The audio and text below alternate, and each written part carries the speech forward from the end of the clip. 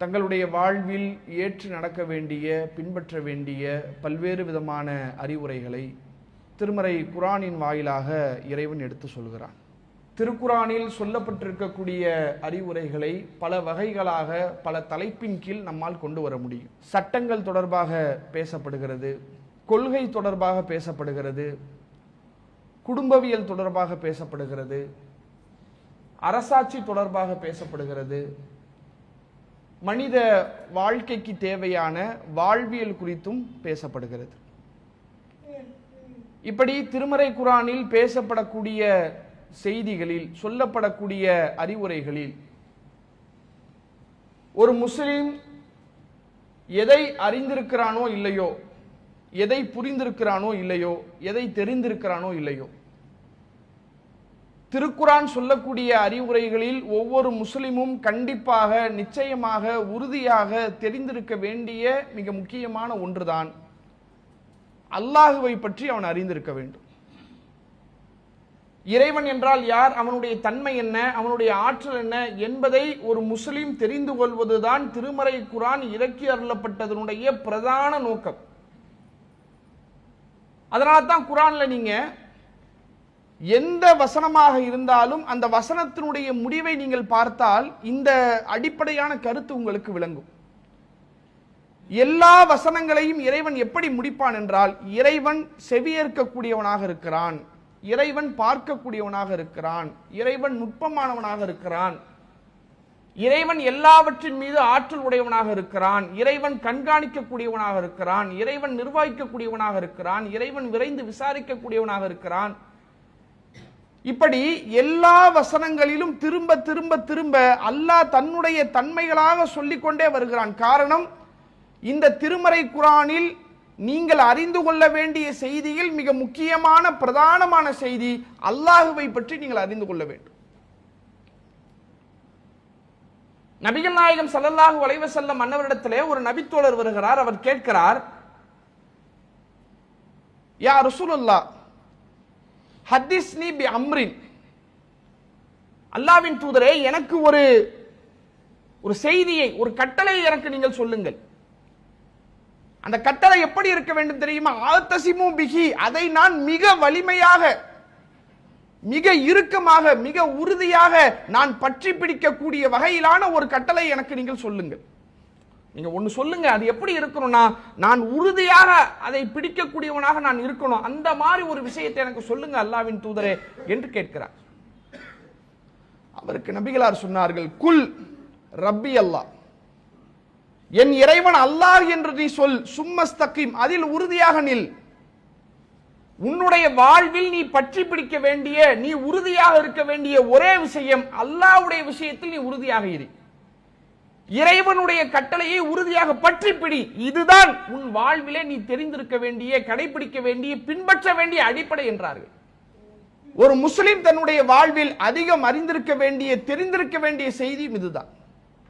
ஒருவேளை என்னுடைய அலட்சியத்தின் காரணமாகவோ, என்னுடைய பொடுபோக்குத்தனத்தின் காரணமாகவோ, எல்லாம் நம்ம கேட்டது தானே, எல்லாம் நம்ம பார்த்தது தானே, எல்லாம் நம்ம படிச்சது தானே, அப்படி என்ன புதுசா சொல்லிட போறாங்க என்ற ஒரு எதிர்பார்ப்பிலோ, படைத்த இறைவனை அறிந்து கொள்வதை விட்டு நம்முடைய உள்ளத்தால், நம்முடைய செயலால் அலட்சியம் வெளிப்படுமையானால் அதனுடைய விளைவு என்ன? நீங்களும் நானும் எதிர்பார்த்திராத விளைவு.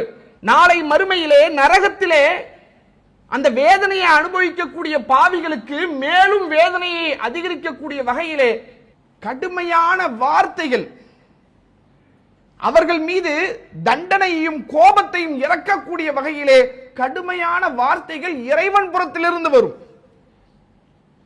அவன் ஆல்ரெடி நரகத்தில் வெந்து செத்துக்கிட்டு இருக்காங்க, அந்த வேதனை அவனுக்கு பத்தாது, அதைவிட கடுமையான வேதனை அவனுக்கு கொடுக்கப்பட வேண்டும் என்று இறைவன் புறத்திலிருந்து அவனுக்கு தண்டனை தரக்கூடிய வகையிலே கட்டளைகள் வரும்.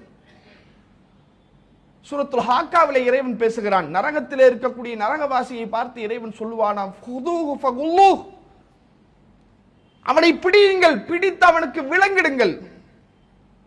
சும்மல் ஜஹீம சல்லு, அவனை இழுத்து நரகத்தினுடைய மத்தியிலே கொண்டு வாருங்கள். சும்ம ஃபீ சில்சிலத்தில் தர்வா சபூன திரான் ஃபஸ்லுகு, பிறகு 70 முழ சங்கிலிகளால் அவனை பிணையுங்கள், எங்கு ஓடிடக்கூடாது. முழுமையா இந்த நரகத்தினுடைய முழு வேதனையை அவன் அனுபவிக்கணும். எங்க ஓடி ஆடி அந்த வேதனையை விட்டு அவன் தப்பிச்சிடக்கூடாது. நரகத்தினுடைய மையத்தில் கொண்டு வந்து சங்கிலியால் கட்டி அவன் அந்த வேதனையை அனுபவிக்கிற மாதிரி செய்யுங்க அப்படின்னு அல்லாஹ் சொல்லுவான். ஏன் ஏன் இவ்வளவு கடுமையான வார்த்தை? இவ்வளவு வேதனை அவன் எந்த வகையிலும் வேதனை விட்டு தப்பிச்சிடக்கூடாது என்று இவ்வளவு பயங்கரமான வார்த்தைகளை அந்த பாவிகளை பார்த்து சொல்லப்படுகிறதே, அவர்கள் செய்த அநியாயம் என்ன? எதனால் இப்படிப்பட்ட தண்டனைக்கு ஆளானார்கள்? அதற்கடுத்து இறைவன் பேசுகிறான், இன்னஹு கான லா யுமினு பில்லாஹில் அலீம். ஏனென்றால் இவன் மகத்தான இறைவனை நம்பவில்லை. இறைவனை நம்பவில்லை என்றால் ஒட்டுமொத்தமாக அல்லாவே இல்லை என்று சொல்பவனே அது குறிக்கும். அல்லாஹ் இருக்கிறான் என்று ஏற்றுக்கொண்டு அல்லாஹ்வுடைய தன்மைகளில் சிலதை நம்பாம இருக்கான் பாருங்க, அவனையும் அது குறிக்கும். இந்த மக்கத்து காஃபிர்கள் இந்த இரண்டாவது கேட்டகரி தான். அவன் அல்லாஹ்வை ஏத்துக்கிட்டான்ல, அவன் அல்லாஹ்வை நம்பினான்ல, ஆனா எதை நம்பல? அல்லாஹ்வுடைய தன்மைகளில் பலதை அவன் மறுத்தான். இப்ப இந்த நிலை நமக்கு ஏற்பட்டு விடக் கூடாது என்றால் இறைவனை பற்றிய செய்திகளை தெரிந்து கொள்வது, அதை நம்புவது, அதில் உறுதியாக இருப்பது என்பது நம்முடைய வாழ்வில் இஸ்லாம் குறித்து நாம் தெரிந்து கொள்ளக்கூடிய செய்திகளில் மிக முக்கியமானது, பிரதானமானது. அல்லாஹ்வை பற்றிய செய்திகள் தெரிவது என்பது இரண்டாவது இருக்கட்டும். முதல்ல மனிதனுக்கு எதுக்குங்க கடவுள் தேவை? மனிதன் சாப்பிடுறான், பொருளாதாரத்தை சம்பாதிக்கிறான், செலவு செய்யறான், தன்னுடைய தேவைகளை தானே நிறைவேற்றிக்கிறான். அப்படிதானே? நீங்கள் அப்படிதான், நானும் அப்படிதான், உலகத்தில் உள்ள மனிதர்கள் அனைவரும் அப்படிதான், ஏறத்தாழ பெரும்பாலான மக்கள். இப்ப கேள்வி என்ன? மனிதனுக்கு எதற்காக இறைவன் தேவை? எதுக்கு இறைவன் பக்கம் ஏன் அவன் போறான்? அவன் தான் சம்பாதிக்கிறான், அவன் தான் சாப்பிடுறான், அவன் தன்னைத்தானே அவன் பார்த்துக்கிறான், அவன் தூங்குறான், அவன் தேவையை அவன் நிறைவேற்றிக்கிறான். பிறகு எதற்காக இவன் இறைவன் பக்கம் போறான்? மனிதனுக்கு ஏன் இறைவன் தேவைப்படுகிறான் என்றால், இறைவன் தேவையற்றவனாக இருக்கிறான், மனிதன் தேவையுடையவனாக இருக்கிறான். இறைவன் கொடுக்கக்கூடியவனாக இருக்கிறான், மனிதன் பெறக்கூடியவனாக இருக்கிறான்.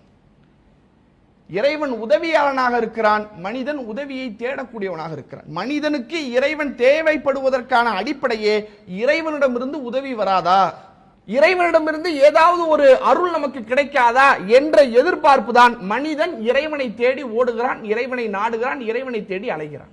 இதே அடிப்படையைத்தான் இஸ்லாமும் சொல்கிறது. முஸ்லிம்களுக்கு எதற்காக இறைவன் தேவை?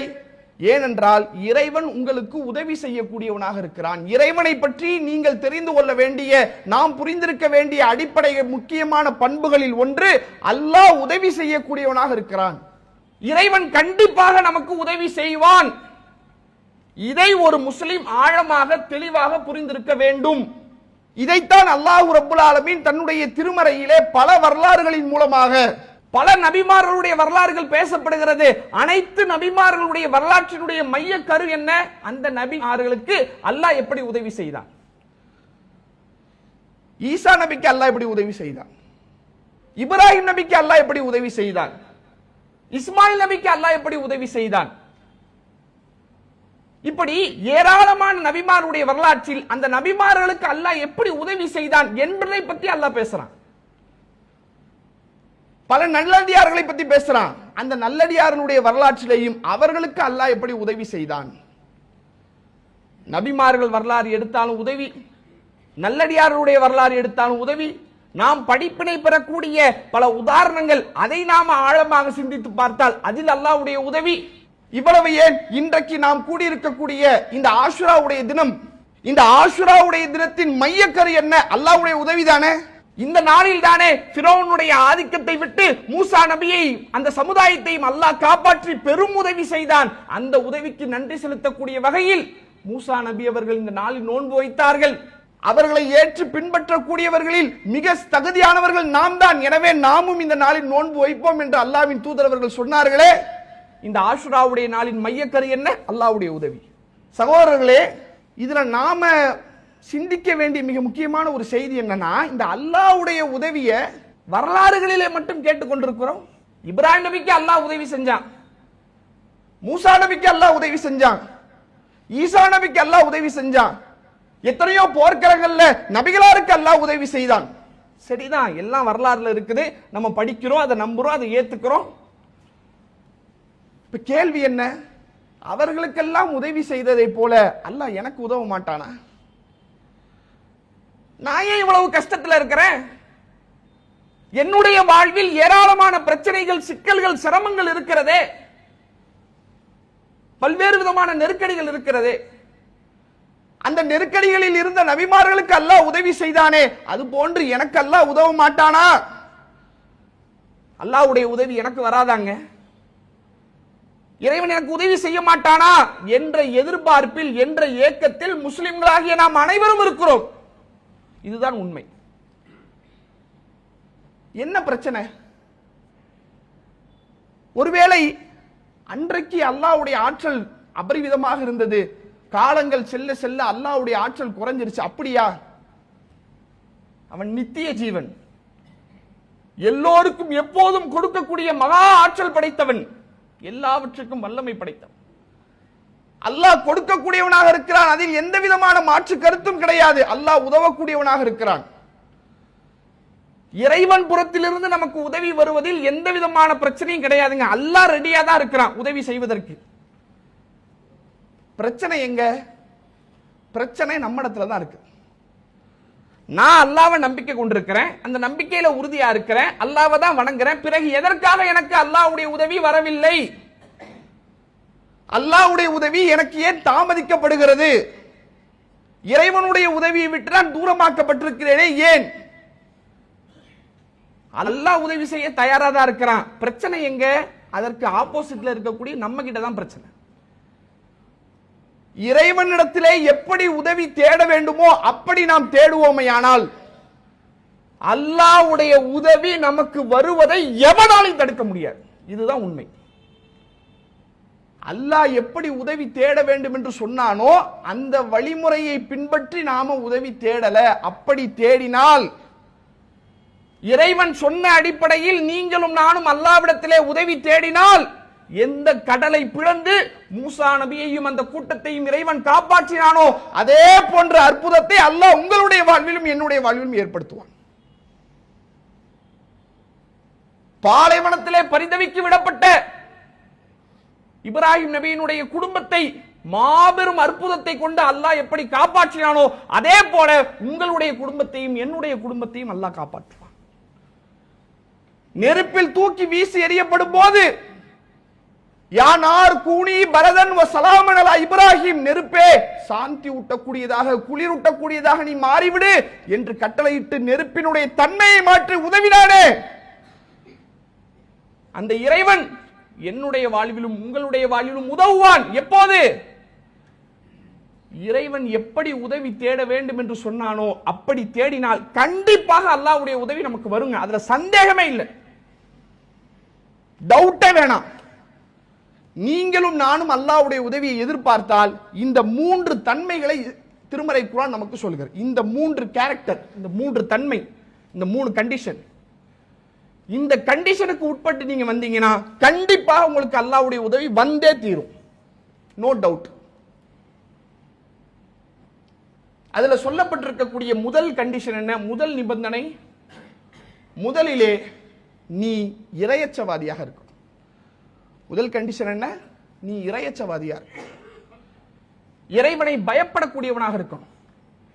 அந்த பயம் எப்படிப்பட்டது? உனக்கு நெருக்கடி ஏற்படும் போது, உனக்கு சிரமம் ஏற்படும் போது, ஆஹா இந்த நேரத்தில் இப்படி வந்து மாட்டிக்கிட்டோமே, அல்லாஹ்வை தவிர நம்மளை யாரும் காப்பாற்ற முடியாதே என்று சந்தர்ப்பத்திற்கு ஏற்ற, சூழ்நிலைகளுக்கு ஏற்ற, நெருக்கடிகளுக்கு ஏற்ற அல்லாஹ்வை பயப்படக்கூடியவனாக அல்ல, உன்னுடைய வாழ்நாள் முழுவதும் இறைவனை பயப்படக்கூடியவனாக நீ இருக்கணும். இறைவனை புரிந்தவனாக இருக்கணும், இறைவனுடைய ஆற்றலில் நம்பிக்கை உள்ளவனாக இருக்கணும். இதுதான் முதல் கண்டிஷன். அல்லாஹ் ரப்புல் ஆலமீன் தன்னுடைய திருமறையிலே சொல்லி காட்டுகிறான், வமை யத்தகில்லாஹ யஜ்அல் லஹு மக்ரஜா. யார் அல்லாஹ்வை பயப்படுகிறானோ அவனுக்கான போக்கிடத்தை அல்லாஹ் ஏற்படுத்துவான். வ யர்ஸுகுஹு மின் ஹைஸு லா யஹ்தஸிப். அவன் கணக்கிடாத வகையில், அவன் எண்ணி பார்க்காத வகையில் அவனுக்கான ரிஸ்கை அல்லாஹ் அளிப்பான்.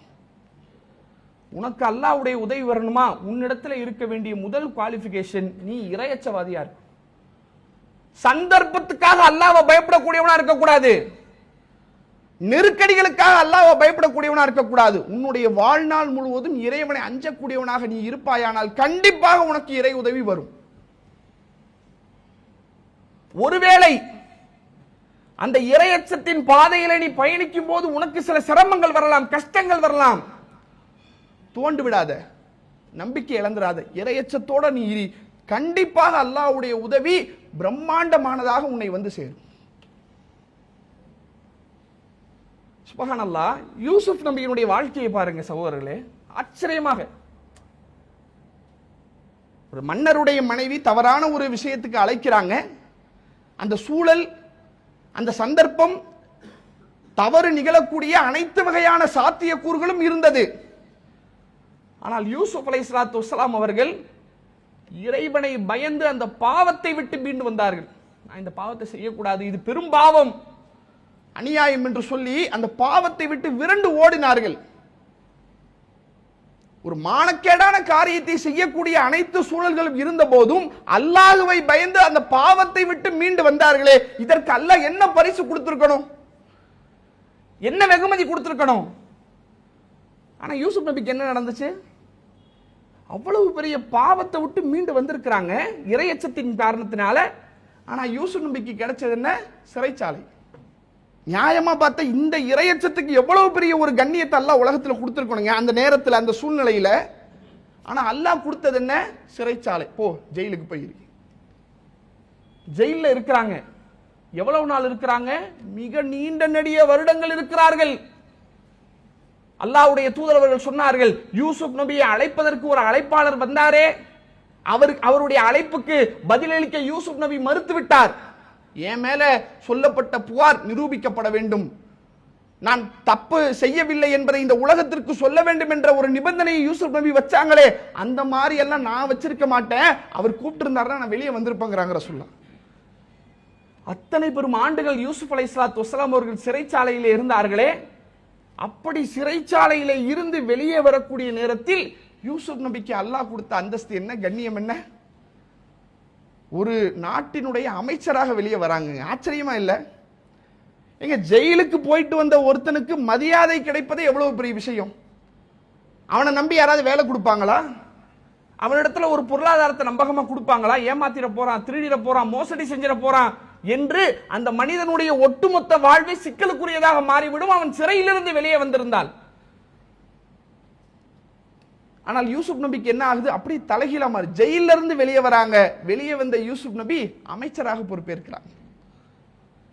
இறையச்சத்தின் காரணமாக நீங்கள் எடுத்த முடிவு இந்த உலகத்திலே உங்களுக்கு சிரமங்களை தருவதை போல, சிக்கல்களை தருவதை போல தெரியலாம். ஆனால் உங்களுடைய இறையச்சத்திற்கு நான் தரக்கூடிய உதவி சாதாரணமானதல்ல, அபரிவிதமானது.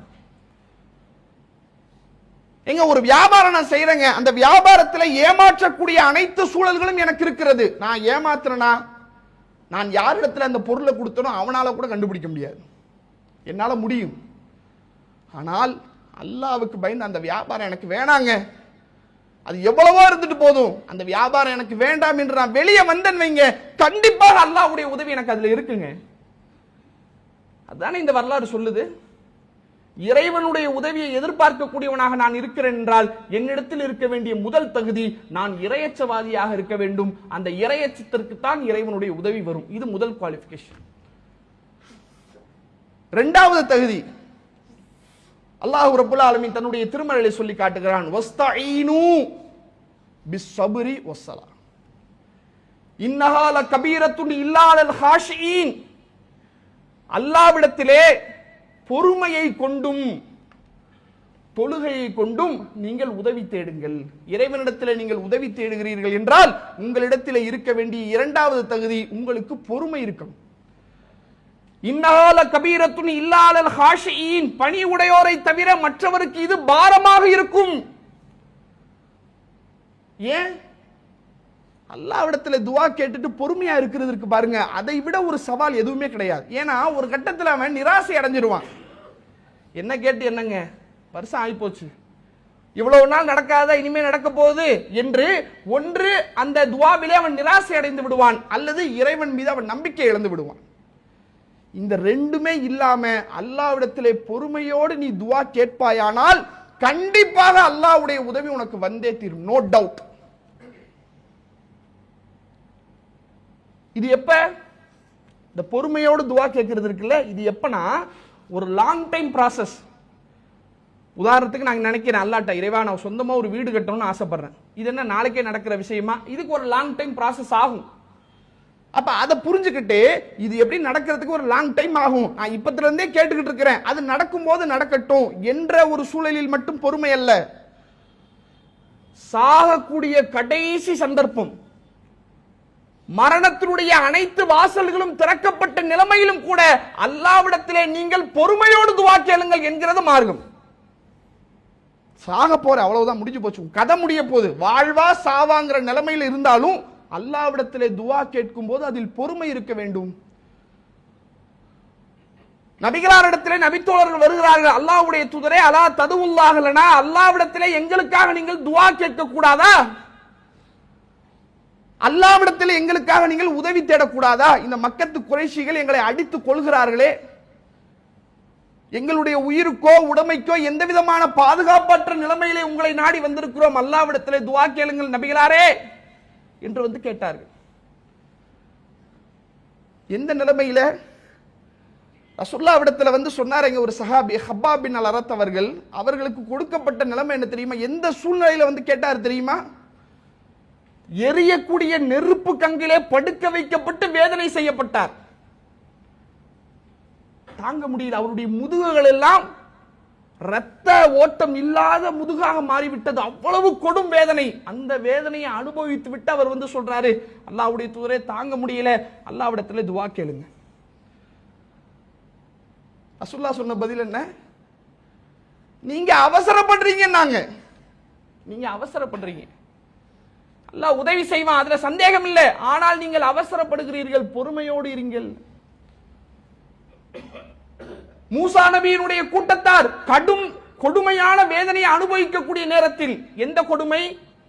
பிறந்த பச்சிளம் குழந்தையை துடிதுடிக்க கொன்று கொண்டிருந்தானே அந்த பாவி, அந்த அநியாயக்காரன், அந்த ஒரு காட்சியை அந்த மக்கள் சந்திக்கக்கூடிய நேரத்தில், அந்த ஒரு கொடுமைக்கு அந்த மக்கள் ஆளாகி கொண்டிருந்த நேரத்தில் மூசா நபி அவர்கள் தன்னுடைய சமுதாயத்தை பார்த்து சொன்னார்கள், இது கால மூசா லி கௌமிஹி, மூசா தன்னுடைய சமுதாயத்திலே சொன்னார், வஸ்தஈனு பில்லாஹ் வஸ்பிரு, அல்லாஹ்விடத்திலே உதவி தேடுங்கள், நீங்கள் பொறுமையாக இருங்கள். இன்னல் அர்லல் இல்லாஹ், இந்த பூமி முழுவதும் அல்லாஹ்விற்கு சொந்தமானது. யூரிசுஹா மை யஷாஉ மின் இபாதிஹி, அல்லாஹ் தன்னுடைய அடியார்களில் தான் நாடியவர்களை இந்த பூமியினுடைய வாரிசுதாரர்களாக ஆக்குவான். வல் ஆகிபத்து லில் முத்தகீன், இறுதி முடிவு இறையச்சவாதிகளுக்கு தான். பொறுமையோடு நீங்க அல்லாஹ்விடத்தில் துஆ கேளுங்க. பிரச்சனை என்ன தெரியுமா? அது எப்படி கேட்கிறது? ஏங்க நானே ஒரு பிரச்சனையில சிக்கல்ல கவலையில இருக்கிறேன், நான் எப்படிங்க பொறுமையா துஆ கேட்க முடியும்? என்னால முடியாதே, நான் எப்படி பொறுமையா இருப்பேன்? எனக்கு இது இப்ப உடனே தேவைப்படுதே, உடனே இது நடந்தாகணுமே, இல்லாட்டி என் வாழ்க்கையே போயிருமே என்ற புரிதலில் பிரார்த்தனையிலே நிதானம் இல்லாமல் அவசரப்படக்கூடியவர்களாக நாம் இருக்கிறோம். இங்கே பொறுமை என்று எதை சொல்லப்படுகிறது அதுவே புரியல நமக்கு. பொறுமையோட துஆ கேளுங்க, பொறுமையோட உதவி தேடுங்க, அப்படின்னா என்னன்னே நமக்கு புரியல. பொறுமையோடு பிரார்த்தனை செய்யுங்கள் என்றால் இறைவனுடைய கட்டளையிலே நீங்கள் உறுதியாக இருங்க. இறைவனுடைய வார்த்தையை பற்றி பிடிப்பதில் உறுதியாக இருங்கள். அந்த வார்த்தையை விட்டுட்டா உன் பிரச்சனை எல்லாம் முடிஞ்சணும் என்ற சூழல் ஏற்படும். எங்க ஒரு பொருளாதார நெருக்கடியில் நான் இருக்கிறேங்க, எனக்கு கடன் கொடுப்பதற்கு ஒருத்தரும் இல்லை, ஊரெல்லாம் கேட்கிறேன், சொந்தக்காரங்க கிட்ட கேட்கிறேன், வந்தவன் போனவன் தெரிஞ்சவன் நண்பன் அத்தனை பேர்கிட்டையும் கேட்கிறேன், கடன் கொடுப்பா கடன் கொடுப்பா, இவ்வளவு நாள்ல தந்துடுறேன். கடன் ஹலால் தானே, மார்க்கத்தில் சொல்லப்பட்டது தானே, அதைத்தானே நான் கேட்கிறேன், எனக்கு கிடைக்கல. இப்ப எனக்கு ஏற்பட்டிருக்கக்கூடிய இந்த பொருளாதார சிக்கலில் இருந்து நான் மீள்வதற்கு கடன் கேட்கிற, யாரும் கடன் தரல. ஆனா எனக்கு போன் பண்ணி கேட்கிறான், ஜி உங்க அக்கௌண்ட்டுக்கு 10 லட்ச ரூபா போடுற அளவுக்கு உங்களுக்கு கெப்பாசிட்டி இருக்குது, லோன் வாங்கிக்கிறீங்களா? நீங்க 20 லட்ச ரூபா கொடுக்கக்கூடிய அளவுக்கு உங்களுக்கு கெப்பாசிட்டி இருக்கு, லோன் வாங்கிக்கிறீங்களா? 10 மாசம் போட்டுக்கலாம், 12 மாசம் போட்டுக்கலாம், 24 மாசம் போட்டுக்கலாம், லோன் வாங்கிக்கங்க, பிரச்சனை இல்லை, பார்த்துக்கலாம். நீங்க பேங்க்கு கூட வர வேணாம், உங்க டாக்குமெண்ட் மட்டும் அனுப்புங்க, இப்ப உடனடியாக அக்கௌண்ட்ல காசு போடுறேன். இப்ப என்ன? இங்கதான் இங்கே பொறுமையோடு இருங்கள் என்றால் என்ன அர்த்தம்? அல்லாஹ்வுடைய கட்டளைகளை பின்பற்றுவதில் நான் பொறுமையோடு இருப்பேன். என்ன ஆனாலும் சரி இந்த ஹராமின் பக்கம் நான் போக மாட்டேன். எப்பா இத்தனை பேர்கிட்ட கடன் கேட்டு யாராவது தந்தானா? உன் அண்ணன் தந்தானா? உன் தம்பி தந்தானா? உன் சொந்தக்காரன் தந்தானா? உன் நண்பன் தந்தானா? யாருமே தரலையே. இந்த லோன் வாங்காட்டி உன் வாழ்க்கையை முடிஞ்சு போயிட்டு போகுது. அல்லாஹ்வுடைய வார்த்தையை மீறி இந்த உலகத்தில் வாழ்றதை விட இந்த சிரமத்தோட நான் வாழ்றேன், பிரச்சனை இல்லை என்று நீ பொறுமையோடு அந்த இடத்திலே நிற்பாயானால் சகோதரர்களே உறுதியாக அல்லாஹ்வுடைய உதவி வரும். சகோதரர்களே இதுல சந்தேகமே வேணாம் உங்களுக்கு. இங்கதான் நம்ம தடுமாறிடுறோம், இங்கதான் நம்ம தடம் புரண்டுறோம். இந்த இடத்தை தான் அல்லாஹ் சொல்றான், நீ உறுதியாயிரி, பொறுமையாயிரி, உனக்கு நான் உதவி செய்யறேன்.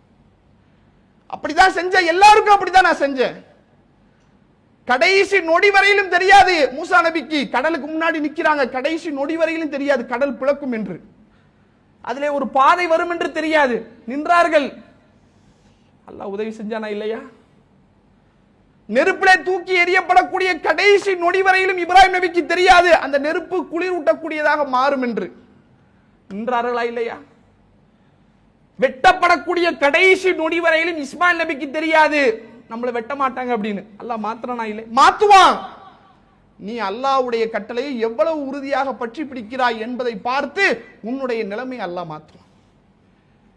அப்ப இறைவனுடைய உதவியை எதிர்பார்க்கக்கூடிய நம்மிடத்தில் இருக்க வேண்டிய இரண்டாவது தகுதி பொறுமையோடு இருக்கும். மூன்றாவது ஒரு தகுதியை இறைவன் சொல்லுகிறான், யா அய்யுஹல்லதீன ஆமனு, இறை நம்பிக்கையாளர்களே, இன் தன்சுருல்லாஹ யன்சுருக்கும் வ யுஸப்பித் அக்தாமக்கும், நீங்கள் அல்லாஹ்விற்கு உதவி செய்வீர்களேயானால் அல்லாஹ் உங்களுக்கு உதவி செய்வான், உங்களுடைய பாதங்களை வலுப்படுத்துவான். எந்த காரியத்தில் அல்லாஹ்வுடைய உதவி வர வேண்டும் என்று நீ எதிர்பார்க்கிறாயோ அந்த காரியத்திலே உன்னுடைய உழைப்பு என்ன, உன்னுடைய முயற்சி என்ன, அதை நீ செய். சும்மா அல்லாஹ் கிட்ட துவா கேட்டு பள்ளிவாசல்ல படுத்தா எல்லாம் நடந்துருமா? என்ன இதுல ஜீம்புமாவா அப்படியே மேஜிக் பண்ண உடனே அப்படியே வர்றதுக்கு? அல்லாஹ்விடத்துல நீ துவா கேட்கிறாய் என்றால் நீ அல்லாஹ்விடத்துல எதற்காக உதவி தேடுகிறாயோ அந்த காரியத்திலே உன்னுடைய உழைப்பு என்ன, உன்னுடைய பங்களிப்பு என்ன, உன்னுடைய முயற்சி என்ன? நான் எதுவும் செய்ய மாட்டேன்பா, ஆனா அல்லாஹ் எனக்கு எல்லாம் செய்யணும், இது வேலைக்காகாது. அல்லாஹ்வுடைய உதவி எதில் வர வேண்டும் என்று நீ நினைக்கிறாயோ அதில் உன்னுடைய முயற்சி என்ன, நீ ஒரு ஸ்டெப் எடுத்து வை, நீ முயற்சி பண்ணு, உனக்கு அல்லாஹ்வுடைய உதவி வரும். நான் எதுவும் செய்ய மாட்டேனா, அல்லாஹ் எதுவும் செய்ய மாட்டான், அவ்வளவுதான். இது புரியல. வியாபாரத்துல அல்லாஹ்வுடைய உதவி வர வேண்டும் என்று நினைக்கிறியா, நீ முயற்சி பண்ணு. உன்னுடைய எல்லா முயற்சி 100% என்னுடைய உழைப்பை நான் போட்டுட்டேன், இனி வெற்றியா தோல்வியா இது அல்லாஹ்வுடைய கையில், அப்படி வா, அங்க அல்லாஹ்வுடைய உதவி. இந்த வரலாறுகளை எல்லாம் நீங்க இப்படி வச்சு கனெக்ட் பண்ணாதான் உங்களுக்கு புரியும், இல்லாட்டி அது வெறுமனே வரலாறு மாதிரி நம்ம கடந்து போயிருவோம். ஆமாங்க பத்ர் காலத்துல அப்படி நடந்துச்சு, உஹது காலத்துல அப்படி நடந்துச்சு, ஹுனைன்ல அப்படி நடந்துச்சு சொன்னாங்க, நானும் பயான்ல நிறைய கேட்டிருக்கேன், அப்படி போயிரும். அதல்ல, இதெல்லாம் வச்சு கனெக்ட் பண்ணாதான் நம்முடைய வாழ்க்கைக்கும் பத்ர் காலத்துக்கு என்ன சம்பந்தம், நம்முடைய வாழ்க்கைக்கும் உஹது காலத்துக்கு என்ன சம்பந்தம், ஏன் அல்லாஹ் அதை சொல்றான், அதுல விஷயம் இருக்குது, அதை கரெக்டா நம்ம பொருத்தணும்.